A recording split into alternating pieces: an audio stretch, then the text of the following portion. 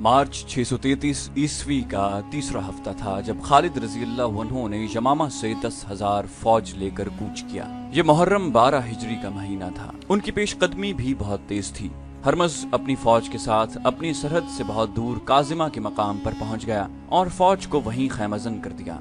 ये मकाम यमामा और उबला के रास्ते में पड़ता है। हरमज को मालूम नहीं था कि उसकी पेशकदमी को देखने वाले मौजूद हैं। खालिद रजी अल्लाह अन्हु अभी काजिमा से दूर थे कि उन्हें इराक की समत से आते हुए 2 शुतर सवार मिले। उन्होंने खालिद रजी अल्लाह अन्हु को बताया कि जरतुश्तों की फौज काजिमा में खैमजन है। खालिद रजी अल्लाह अन्हु ने वहीं से रास्ता बदल दिया।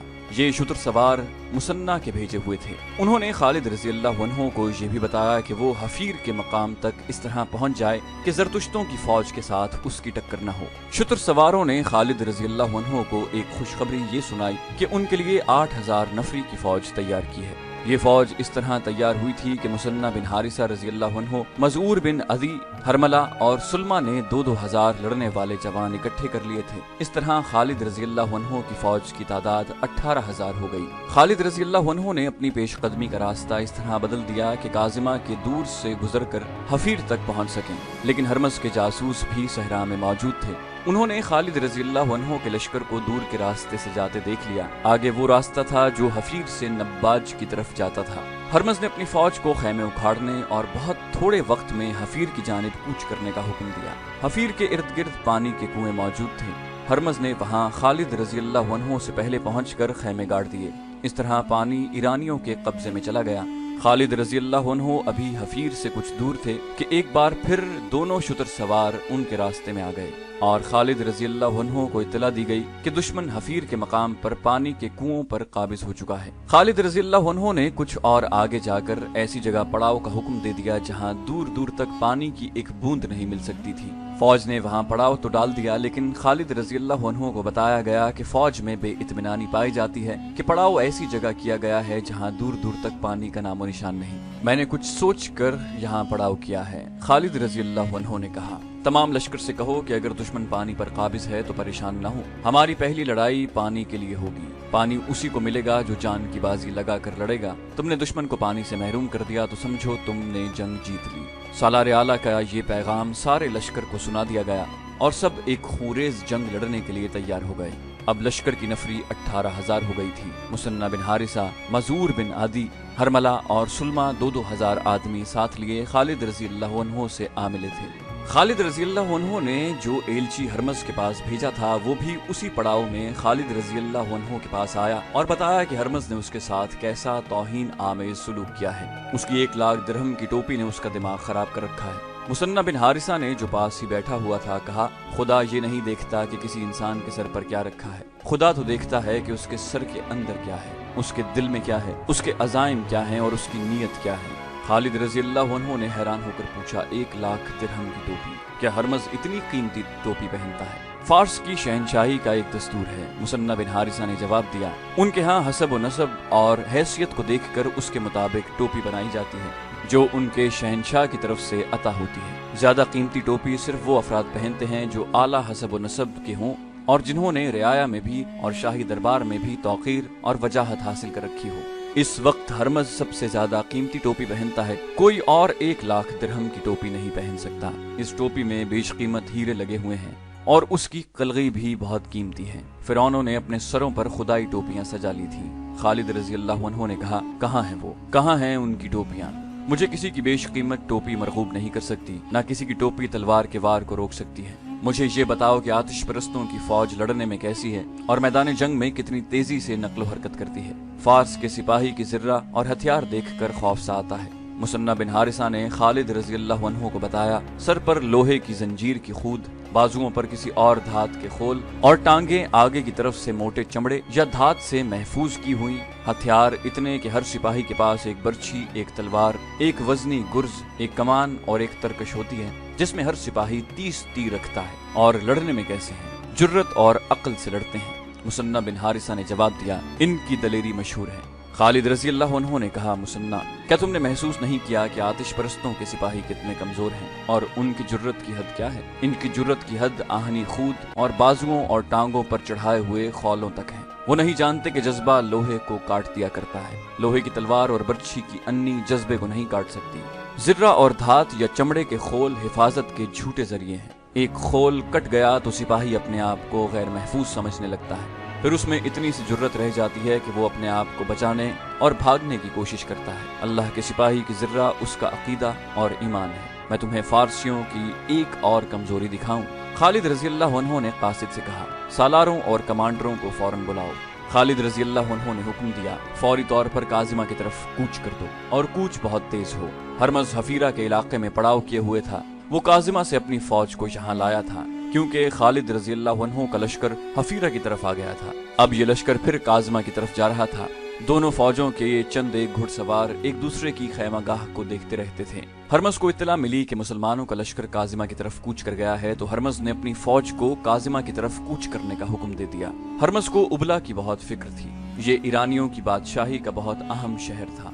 ये तिजारती मरकज था। हिंदुस्तान को ताजिरों के काफिले यहीं से जाया करते थे और हिंदुस्तान खुसूसन सिंध का माल इसी मकाम पर आया करता था। ये ईरान का फौजी मरकज भी था। इस इलाके के रहने वाले मुसलमानों को दबाए रखने के लिए उबला में फौज रखी गई थी। हरमज की कोशिश ये थी कि मुसलमानों का लश्कर उबला तक न पहुंच सके। हरमज को उबला पहले से ज्यादा खतरे में नजर आने लगा क्योंकि मुसलमान उबला की जुनूब में काजिमा की तरफ बढ़ रहे थे। मुसलमानों के लिए कूच इतना मुश्किल न था जितना ईरानियों के लिए दुश्वार था। मुसलमानों के पास ऊंट और घोड़े खासे थे। सिपाही हल्के फुल्के थे। वो आसानी से तेज चल सकते थे। इनके मुकाबले में ईरानी सिपाही ज़र्रा और हथियारों से लदे हुए थे, इसलिए वो तेज चल नहीं सकते थे। एक दो दिन पहले ही वो काजिमा से हफीरा आए थे। इस कूच की थकन अभी बाकी थी कि उन्हें एक बार फिर कूच करना पड़ा, और वो भी बहुत तेज, ताकि मुसलमानों से पहले काजिमा के इलाके में पहुंच जाएं। इस कूच ने रास्ते में ही उन्हें थका दिया। हरमज की फौज जब काजिमा में मुसलमानों के मुकाबिल पहुंची तो निढाल हो चुकी थी। मुसलमान सिपाही सहराई लड़ाइयों और सहरा में नक्लो हरकत के आदी थे। खालिद रज़ी अल्लाह अन्हु ने हरमज को ये तासुर देने के लिए कि वो अपने लश्कर को आराम नहीं करने देगा, लश्कर को 3 हिस्सों में तकसीम कर दिया। खुद कल्ब में रहे। दाएं और बाएं पहलुओं की कमान आसिम बिन अमर और अदी बिन हातिम के पास थी। आसिम बिन अमर काका बिन अमर के भाई थे और अदी बिन हातिम कबीला तय के सरदार थे, जो दराज कद मजबूत जिस्म वाले बड़े बहादुर जंगजू थे। खालिद रज़ी अल्लाह अन्हु अपनी फौज को लड़ाई की तरतीब में करते देखकर हरमज ने अपनी फौज को 3 हिस्सों में तकसीम कर दिया। वो भी कल्ब में खुद रहा और दोनों पहलुओं की कमान शाही खानदान के 2 अफराद कबाज और अनुशजान को दी। हरमज देख रहा था कि उसकी फौज पसीने में नहा रही है और सिपाहियों की सांसें फूली हुई हैं। उन्हें आराम की जरूरत थी, लेकिन मुसलमान जंगी तरतीब में आ चुके थे। हरमज ने अपनी फौज की तरतीब ऐसी रखी कि काजिमा शहर उसकी फौज के पीछे आ गया। उनके सामने रेगिस्तानी मैदान था और एक तरफ बेआबो ग्याह टीला नुमा पहाड़ियों का सिलसिला था। खालिद रज़ी अल्लाह अन्हु ने अपनी फौज को इस तरह आगे बढ़ाया कि ये पहाड़ी सिलसिला उनकी पुश्त की तरफ हो गया। अप्रैल 633 ईस्वी के पहले हफ्ते का एक दिन था जब मुसलमान पहली बार आतिश परस्त ईरानियों के मुकाबले में आए। हरमज के एक सालार ने कहा, अगर खालिद बिन वलीद रज़ी अल्लाह अन्हु मारे जाएं तो ये मार्का बगैर लड़े खत्म हो सकता है। मुसलमान जो इतनी दूर से आए हैं अपने सालार की मौत के बाद हमारे मुकाबले में नहीं ठहर सकेंगे। हरमज ने सालार से कहा, फौज से कहो जंजीरें बांध लें, मैं उनके सालार का बंदोबस्त करता हूँ, सबसे पहले यही मरेगा। उसने सालार को भेजकर अपने मुहाफिजों को बुलाया और उन्हें कुछ बताया।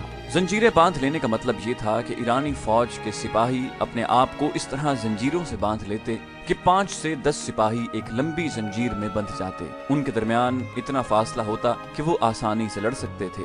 जंजीरें बांधकर लड़ने से एक फायदा ये होता था कि कोई सिपाही भाग नहीं सकता था। दूसरा फायदा ये कि उनके दुश्मन के घुड़सवार जब उन पर हल्ला बोलते तो सिपाही जंजीरें सीधी कर देते। जंजीरें घोड़ों की टांगों के आगे कर दी जाती और घोड़े गिर पड़ते। लेकिन जंजीरों का बहुत बड़ा नुकसान ये था कि एक जंजीर में से बंधे हुए सिपाहियों में से 1-2 जख्मी या हलाक हो जाते तो बाकी बेबस हो जाते और दुश्मन का आसान शिकार बन जाते।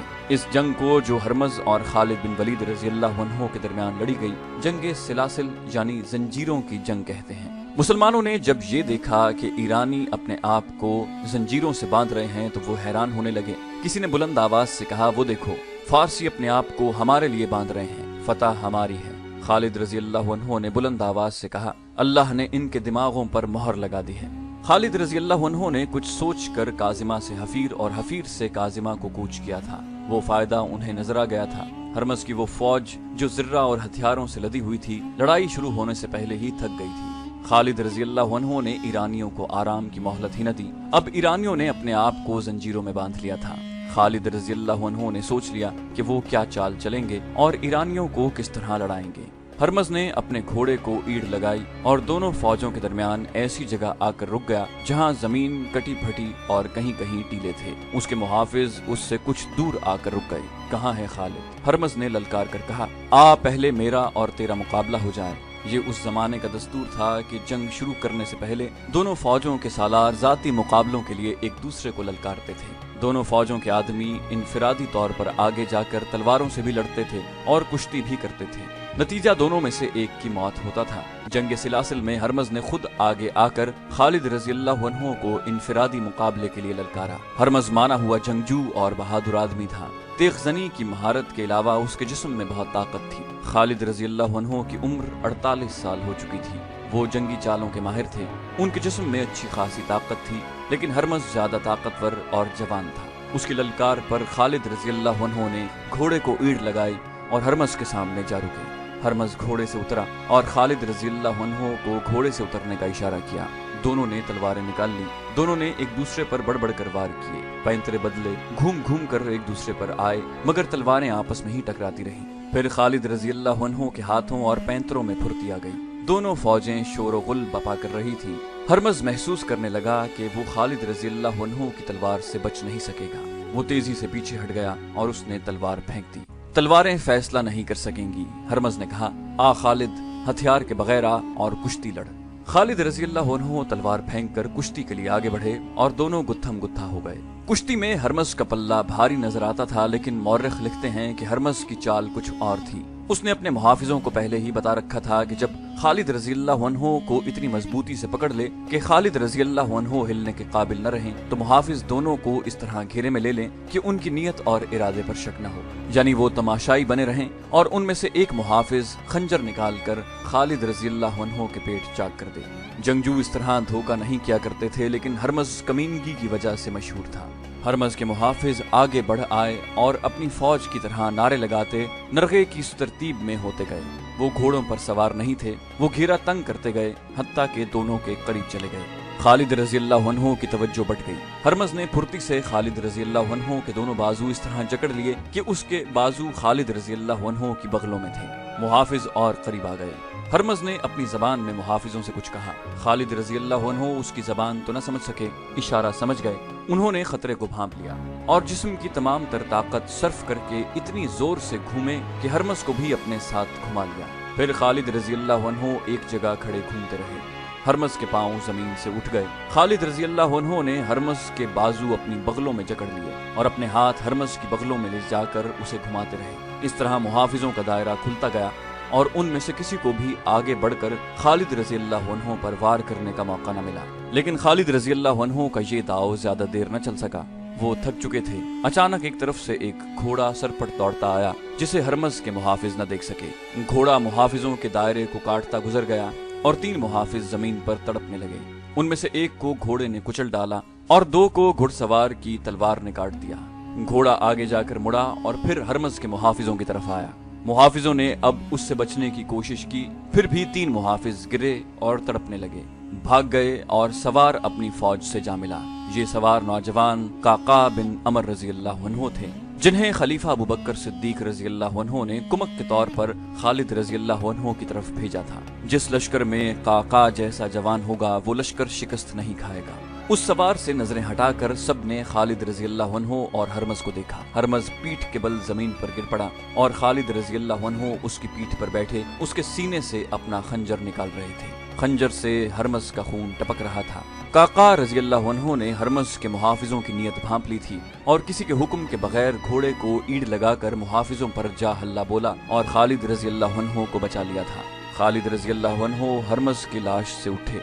हरमज की 1 लाख दिरहम की टोपी खालिद रजी अल्लाह अन्हु के हाथ में थी اور اس کے خون میں لتھڑا ہوا خنجر بلند کر کے خالد رضی اللہ عنہ نے اپنی فوج کو کھلے حملے کا حکم دے دیا۔ ان کے پہلے سے دیے ہوئے احکام کے مطابق مسلمان لشکر کے دونوں پہلو کھل گئے اور اس نے دائیں اور بائیں سے ایرانیوں پر حملہ کیا۔ ایرانی اپنے ہرمز جیسے سالار کی موت سے بددل ہو گئے تھے، لیکن اپنی روایتی شجاعت سے وہ دستبردار نہ ہوئے۔ ان کی تعداد مسلمانوں کی نسبت خاصی زیادہ تھی، ہتھیاروں اور گھوڑوں کے لحاظ سے بھی انہیں برتری حاصل تھی۔ وہ مسلمانوں کے مقابلے میں جم گئے۔ نظر یہی آ رہا تھا کہ ایرانیوں کو شکست نہیں دی جا سکے گی، یا یہ کہ انہیں شکست دینے کے لیے بے شمار جانیں قربان کرنی پڑیں گی۔ ایرانی سپاہی 5-5، 7-7، 10-10 ایک زنجیر سے بندھے ہوئے تھے اور ہر طرف سے آنے والے حملے روک رہے تھے۔ خالد رضی اللہ عنہ نے انہیں تھکانے کے لیے گھڑ سواروں کو استعمال کیا۔ گھڑ سواروں نے پیادوں پر اس طرح حملے شروع کر دیے کہ پیادوں کو دائیں بائیں دوڑنا پڑتا۔ ان پیادوں کو بھی خالد رضی اللہ عنہ نے اسی طرح استعمال کیا۔ ایرانی پیادوں کو بھاگنا دوڑنا پڑا۔ ان کے مقابلے میں مسلمان تیزی سے حرکت کر سکتے تھے۔ آخر ایرانیوں میں تھکن اور سستی کے آثار نظر آنے لگے۔ انہوں نے اپنی روایت کے مطابق جو زنجیریں باندھ رکھی تھیں وہ ان کے پاؤں کی بیڑیاں بن گئیں۔ ہتھیاروں کی برتری وبال جان بن گئی۔ ایرانیوں کی تنظیم اور ترتیب بکھرنے لگی۔ ان کے قلب کی کمان تو پہلے ہی ہرمز کے مرتے ہی ختم ہو گئی تھی۔ ان کے پہلوؤں کے سالار قباز اور انوشجان نے شکست یقینی دیکھی تو پسپائی کا حکم دے دیا۔ پسپا وہی ہو سکے جو زنجیروں میں بندھے نہیں تھے۔ ان میں زیادہ گھڑ سوار تھے۔ قباز اور انوشجان پہلوؤں سے اپنی فوج کی بہت سی نفری بچا کر لے گئے، لیکن قلب کے ہزاروں سپاہی مسلمانوں کے ہاتھوں کٹ گئے۔ یہ تو آتش پرستوں کا قتل عام تھا جو سورج غروب ہونے تک جاری رہا۔ شام تاریک ہو گئی تو یہ خونی سلسلہ رکا۔ مسلمانوں نے ایک بڑے ہی طاقتور دشمن کو بہت بری شکست دے کر ثابت کر دیا کہ نفری کی افراد اور ہتھیاروں کی برتری سے فتح حاصل نہیں کی جا سکتی۔ جذبہ لڑا کرتا ہے۔ اگلے روز مال غنیمت اکٹھا کیا گیا۔ خالد رضی اللہ عنہ نے اسے 5 حصوں میں تقسیم کیا۔ 4 حصے اپنے لشکر میں تقسیم کر دیے اور ایک حصہ مدینہ خلیفہ ابو بکر رضی اللہ عنہ کو بھیج دیا۔ ہرمز کی 1 لاکھ درہم کی ٹوپی بھی خالد رضی اللہ عنہ نے خلیفہ کو بھیج دی۔ خلیفہ نے یہ ٹوپی خالد رضی اللہ عنہ کو واپس بھیج دی، کیونکہ ذاتی مقابلوں میں مارے جانے والے کا مال غنیمت جیتنے والے کا حق ہوتا ہے۔ یہ ٹوپی خالد رضی اللہ عنہ کی ملکیت تھی۔